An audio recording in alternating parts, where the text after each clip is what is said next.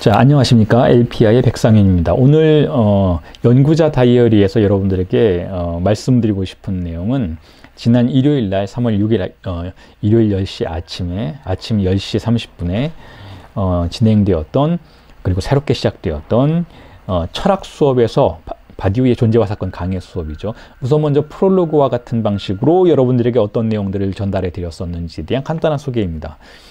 자, 그날 아침에 제가 여러분들에게 이런 이야기를 했었습니다. 우리가 철학 공부를 한다는 건 무엇인가? 이렇게 철학 공부를 하는 목표가 무엇인가? 라는 말씀을 드렸었는데, 철학 공부를 한다는 것에 대해서 제가 저로서는 두 가지 목표가 있다라고 여러분들에게 말씀을 드렸고 제안을 해드렸죠. 첫 번째는 제가 연구하고 있는 자클락강의 정신분석을 새롭게 갱신하는 우리 LPI의 실천적 목표와 결과를 산출하기 위해서다라고 말씀을 드렸고, 그리고 두 번째 철학을 공부하는 이유에 대해서는 이렇게 말씀을 드렸어요. 철학함이란 무엇인가에 대해서, 철학이란 결국 우리의 있음의 방식을 바꾸기 위해서 철학을 공부하는 것이다. 그러니까 철학은 어떤 의미에서는 취미 활동을 할 수 있는 건 아니다라는 말씀을 드렸어요.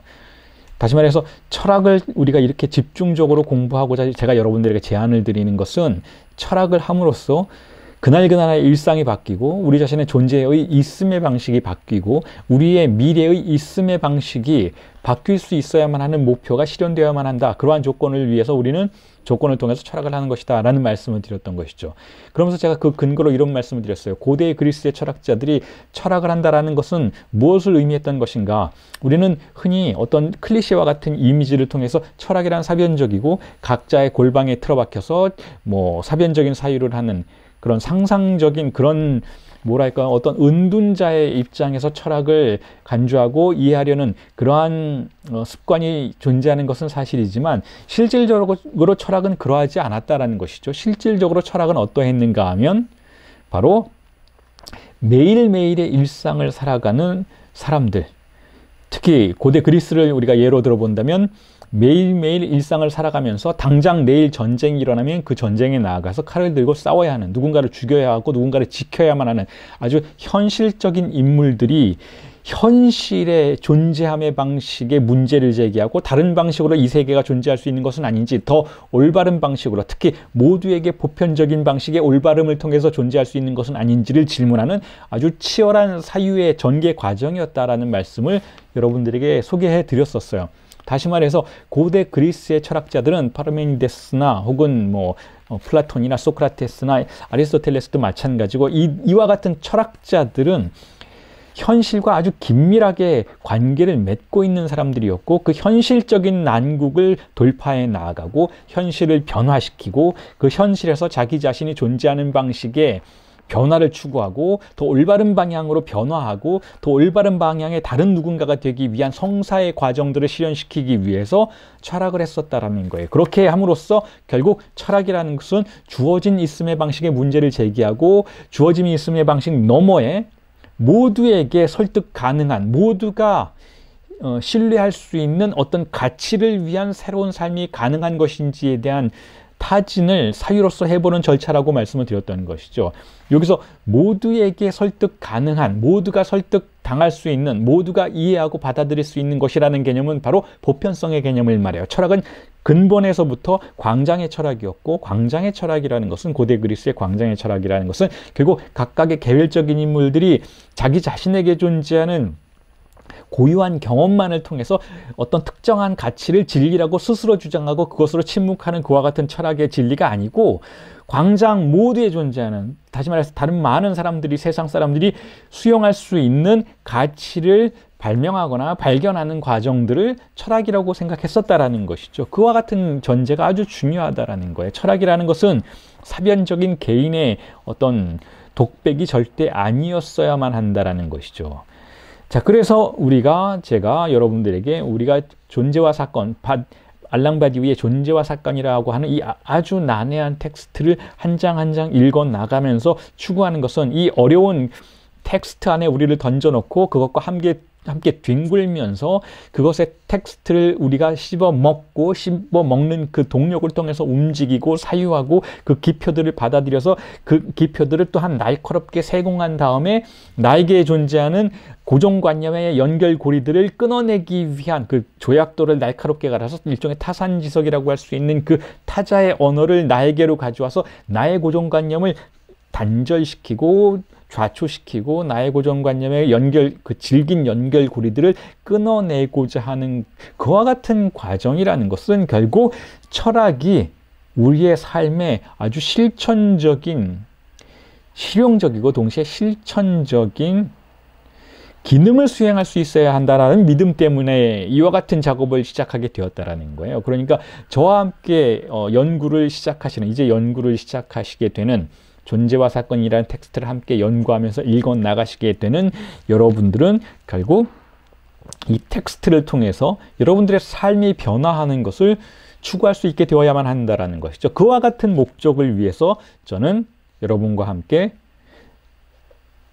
철학 수업을 시작하게 되었다라는 거예요. 철학 수업이란 그래야 한다라는 것이죠. 제가 아는 철학 수업이란 그래야 한다라는 거예요. 철학이라는 것은 결국 고대 그리스의 전통을 따라서 현실적인 삶에 보편적인 진리를 도입할 수 있는 절차여야만 한다라는 거예요. 다시 말해서 결국 조금 전에도 말씀드렸지만 그 고대 그리스의 철학의 전통을 따른다는 건 무슨 이야기입니까? 결국은 남의 전통을 따른다는 것이잖아요. 고대 그리스와 우리가 무슨 상관이 있겠어요? 그 수천 년 전에 살았던 사람들의 텍스트와 우리가 무슨 상관이 있겠어요? 그럼에도 불구하고 우리는 그 텍스트들이 가지고 있었던 가치를 신뢰하고 그것을 가지고 와서 그걸 그대로 수용하는 대신 그 기표 하나를 따와서 우리의 내부로 들이는 아주 지난한 과정을 통해서 그 타산지석이 우리의 존재를 더욱 무겁게 만들고 그 타산지석을 날카롭게 갈아서 우리의 존재를 사로잡고 있는 또 다른 현실적 타자의 언어의 고리들을 잘라내는 방식으로 그것을 사용하게 될 것이다라는 거예요. 그렇게 함으로써 우리는 결국 아주 오래된 텍스트의 어떤 재료를 가지고 현실적인 권력을 약화시키고 무력화시키는 투쟁의 과정으로 나아갈 수 있어야만 한다라는 것이죠. 그게 제가 생각하는 철학의 과정이라는 거예요. 그게 제가 여러분들에게 지난 일요일 아침에 수업에서 말씀드렸던 내용이었던 것이죠. 자, 그래서 제가 그렇게 수업을 진행하면서 그렇다면 바디우란 어떤 철학자인가에 대한 언급을 말씀을 드렸어요. 바디우란 누군가? 바디우는 1930년대에 태어났죠. 그리고 바디우가 태어나서 철학자로서 성장하는 과정에서 사실은 상당한 난관이 있었다라는 말씀도 드렸어요. 왜냐하면 바디우는 사실상 이 존재와 사건이라는 책을 1988년에 썼던 것인데 자, 그런데 그 시점에서는 바디우는 전혀 알려지지 않은 사람이었어요. 그 시점에서는 미셸 푸코라든지 그 시점에서는 정 프랑수아 리오타르라든지 그 시점에는 질들러즈라든지 데리다라든지 스타 철학자들이 워낙 많았던 것이죠. 근데 그들 모두의 어떤 명성에 가려서 바디우는 상당히 소외된 삶을 살고 있었던 것이죠. 그래서 대학에서 강의를 하고는 있었지만 대학에서 강의를 하면서 결국은 자기 자신만의 투쟁을 이어나갔고 그래서 아무도 알아주지는 않았지만 그럼에도 불구하고 아주 중요한 책들을 썼고 이제 와서 이 바디우의 철학의 가치가 새삼 재조명되는 방식으로 우리가 이렇게 바디우의 텍스트를 함께 그 가치를 함께 탐사하게 되는 일이 거의 한 30년 뒤에나 이렇게 벌어지게 되었다라는 것이죠. 자, 그런 바디우의 철학의 근본 태제는 무엇인가 하면 바로 이런 거예요. 보편성이란 존재한다. 동시에 인간은 진보한다. 라는 신념이 바디우의 철학에는 아주 깊이 새겨져 있었다라는 것이죠. 자, 그 부분을 우리가 앞으로의 수업을 통해서 하나하나 짚어 나갈 내용이라는 거예요. 바디우는 인간의 진보를 믿는 철학자라는 것이고 그 진보가 각각의 개별적인 영역에서 우리가 알아볼 수 없는 방식으로 이루어지는 그러한 상대적인 진보가 아니고 그런 게 아니고 보편적으로 식별 가능한 방식으로 진보가 이루어진다. 라는 태도를 그러한 신념을 가지고 있는 철학자라는 거예요. 자, 그래서 이 바디우가 그렇다면 인간의 진보가 그렇게 보편적인 방식으로 이루어질 수 있다는 것을 어떠한 방식으로 증명해 내는가 하면 그것을 칸토와 코엔의 집합론을 통해서 그렇게 한다라는 거예요. 집합론의 사유를 통해서 결국은 우리가 어떻게 존재를 사유할 수 있는지, 그리고 그 존재의 유한성에 우리가 어떠한 방식으로 머무르고 있는지, 그리고 그 존재의 유한성을 파열시키면서 출현하는 사건은 어떻게 무한한 속성을 가지고 있는지, 이 모든 것을 양화적인 개념으로 혹은 외연적인 개념으로, 즉 집합론의 수단을 통해서 증명하는 것이 바디우 철학의 본질이라는 거예요. 바디우의 철학은 그와 같이 구성되어 있다는 것이죠. 자, 그래서 바디우의 철학은 어떤 의미에서는 영미권의 분석 철학, 예를 들면 비트겐슈타인으로부터 시작되었던 분석 철학과 혹은 게델과 러셀로 이어지는, 그리고 그 다음에 논리 실증주의로 이루어지는 언어의 엄밀성을 다루는, 그리고 논리적인 측면을 다루는 철학을 적극 수용합니다. 그래서 그와 같은 언어의 엄밀성을 다루는 그 과학적인 합리주의적 태도를 적극 수용한 뒤에 그 합리성의 한가운데에서 어떻게 그 합리성의 언어가 붕괴되는지를 관찰한다라는 의미에서는 사실상 그 분석 철학이나 논리 실증주의와는 조금 다른 방향을, 지향성을 갖게 되는 것이죠. 비로소 조금 다른 방향성을 갖게 되는 것이죠. 분석 철학과 논리 실증주의는 결국 자신의 언어의 완결성을 주장하고 그 내부에 균열이 존재한다면 그 균열을 봉합하기 위해서 철학을 구성했던 반면에, 바디우는 오히려 그와 같은 합리주의적이고 논리적인 언어의 그 아주 정교한 평면에 어디에서 균열이 발생하는지를 찾아내고 그곳으로부터 실제로 접근하는 태도를 보이는 아주 특수한 철학의 유형을 구성해냈다라는 것이죠. 자, 그런 의미에서 바디우는 결국 어떤 의미에서는 실제주의자이고, 동시에 언어의 엄밀성을 확신하는 동시에 그 엄밀성이 결국은 난국에, 즉 상징화할 수 없는 실제에 부딪힌다라는 것을 또한 믿고 있는 철학자라고 할 수 있어요. 그런 의미에서 바디우의 어떤 철학의 유형이 자크 락강의 정신분석의 이론과 상당히 유사한 측면을 가지고 있다는 것이죠. 자크 락강의 정신분석 역시 상징계가 어떻게 정교하게 구성이 되어 있는지를 적극적으로 탐사하지만, 그 상징계가 결국은 전체를 상징화할 수 있다라는 것을 주장하기 위해서 그렇게 하는 것이 아니고, 결국은 그렇게 정교한 상징계가 어디서 붕괴되는지를 찾아냄으로써 우리의 유한성의 끝자락에 설 수 있게 되고, 그 유한성의 끝자락의 바깥에 존재하는 실제와 마주할 수 있는 경험, 즉 증상적인 경험을 가치 평가하기 위해서 그와 같은 절차들과 연구를 이어나갔던 것이라면, 바디우도 역시 마찬가지 행보를 보이고 있었다는 거예요. 결국 어떻게 인간의 합리적인 사유를 표현할 수 있는지, 즉 수학의 언어로, 특히 집합론의 언어로 혹은 논리학의 언어로 인간의 합리적인 사유의 그 극점이 어디인지를 정교하게 구성해낸 뒤에 그와 같은 합리성의 언어의 발전 과정에서 등장했던 난국을 찾아내고, 그 난국을 도대체 우리의 합리적인 사유가 어떻게 극복하고자 했는지를 탐사해 갔다라는 것이죠. 거기서 바로 바디우는 칸토와 코엔을 만나게 됐다라는 거예요. 칸토와 코엔은 결국 집합론의 사유를 통해서 우리의 존재의 구조를 드러내는 것과 동시에 그 집합론이 붕괴되는 지점을 찾아냄으로써 우리의 사유가 결국은 무한의 어떤 종류의 실제에 개방되는 것을 적극적으로 논증해냈던 두 수학자라고 할 수 있던 것이니까, 결국 합리성과 실제의 존재 두 개를 논리 실증주의자들과는 전혀 다른 방식으로 연결시켰던,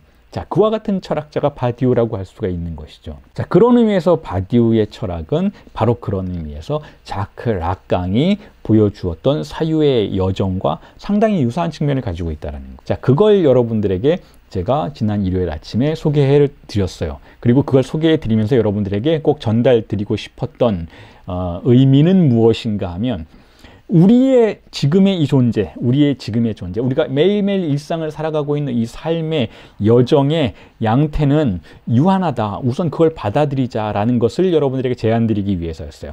우리의 존재는 지식에 의해서 장악당해 있고, 우리의 존재는 결국 사회적인 고정관념에 의해서 포획당해 있다는 것. 우리의 존재는 사실상 그것으로부터 지켜지고 있다는 것. 우리의 삶이라는 것은 결국 현실을 지배하고 있는 관념과 사유의 권력에 의해서 안정화되어 있다는 것이죠. 하지만 그것이 전부가 아니라는 거예요. 바디우가 결국 합리적인 언어의 어떤 균열의 지점을 찾아내고 그곳에서 사건적인 장소를 발견하려고 했던 이유는 결국 우리의 삶과 우리의 존재가 합리적인 언어로서 포획될 수 있는 영역 말고 다른 걸 가지고 있다는 것을 말하기 위해서였다는 것이죠. 다시 말해서 조금 더 상식적인 용어로 말씀을 드리자면 우리의 삶이 알려진 그대로 끝나지 않을 것이다라는 거예요.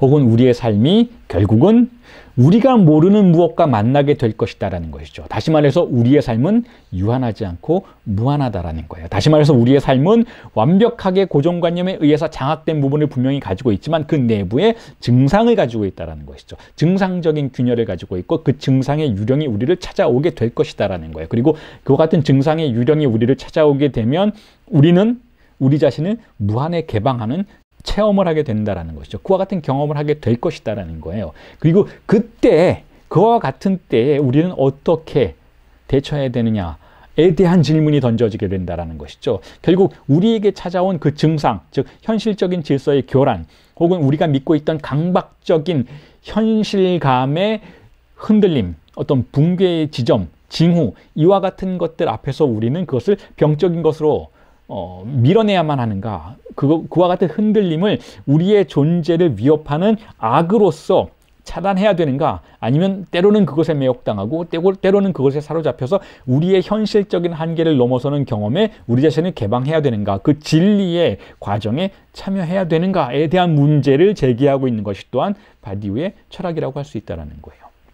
자, 그와 같은 이야기를 지난 일요일 아침에 해드렸습니다. 그리고 그 강의는 2주의 텀으로 진행되는 강의니까 앞으로 2주 뒤에 또 다른 보다 본격적인 본론의 내용을 여러분들에게 해석해 드리면서 수업이 진행될 것 같습니다. 그 앞으로의 진행될 내용에 대해서는 이렇게 예고를 해드릴 수 있을 것 같아요. 그때는 바디우가 현재 철학의 상태가 어떤 수준에 와 있는지를 논평하는 내용으로 들어갑니다. 그게 존재와 사건의 서론에 해당하는 부분인데 거기서 바디우는 현재의 철학이 사실상 소피스트에 의해서 지배되고 있다.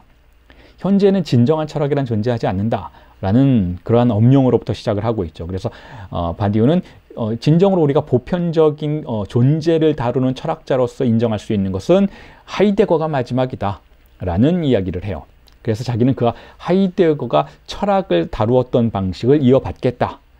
라는, 그럼에도 불구하고 조금 다른 방식인 것이죠. 다른 방식이긴 하지만 어쨌든 철학의 어떤 존재에 대한 탐사를 진지하게 추구했던 마지막 철학자 하이데거, 벌써 100년이 지난 인물인 것이잖아요. 그 하이데거의 작업을 자신은 이어받는다라고 이야기하죠. 그리고 또한 현재 그럼 어떤 철학이 지배하고 있는가? 물론 제가 조금 전에 소피스트의 세계라고 했지만 그 중에서도 특히 영미권 분석 철학과 빈 학파를 중심으로 한 논리실증주의가 결국은 20세기 철학의 어떤 주류를 형성했다라고 이야기를 하죠. 그리고 그것을 바디우는 배척하는 대신 조금 전에 말씀드렸던 것처럼 그러한 언어에 대한 정교한 탐사를 적극적으로 수용하게 되는 것이죠.